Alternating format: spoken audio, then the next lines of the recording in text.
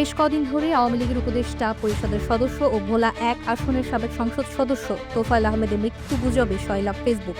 তবে এই সংসদ সদস্যের মারা যাওয়ার সংবাদটি সত্য নয়।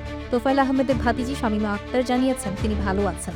শামীমা আক্তার গতকাল দিবাগত রাত ১টা ৪৫ দিকে বিষয়টি নিশ্চিত করেন।